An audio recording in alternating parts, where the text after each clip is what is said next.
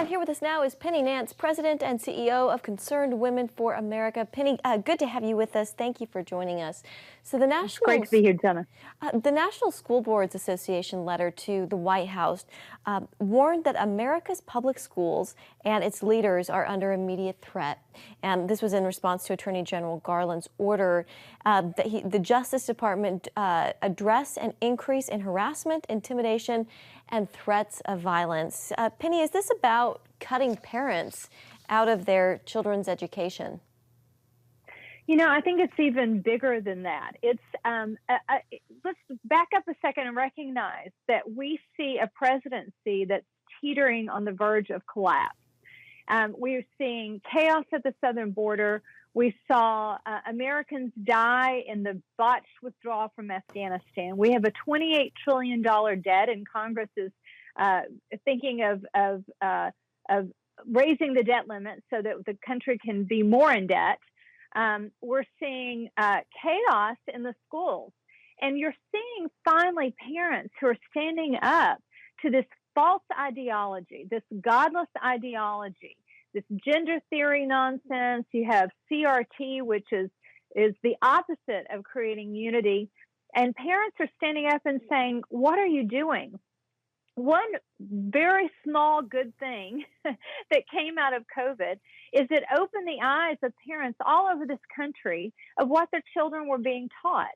As they walked by a Zoom call, they were, in another room. They're like, what? What did the teacher just say? And things that had gone unnoticed for decades became very apparent. How little the kids were learning, how chaotic the school system was, and parents are furious and they're standing up. So in an attempt to silence dissent, on October 4th, Merrick Garland did a memo to the FBI telling them to step forward and to stomp out the efforts from this parents to stand up for our children.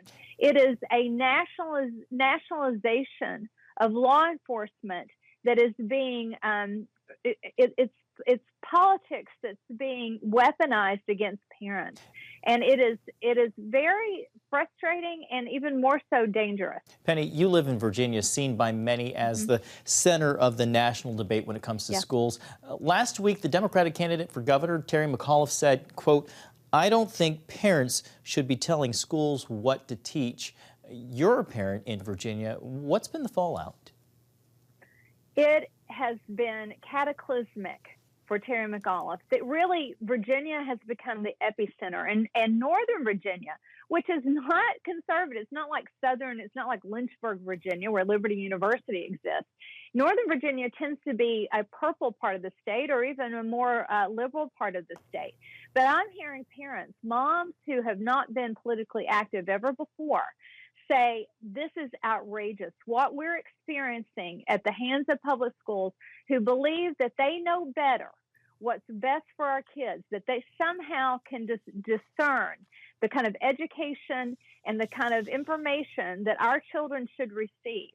And what's further, and you pointed it out, is the Democratic candidate for governor, Terry McAuliffe, gave voice to that and admitted and said out loud what he's always believed.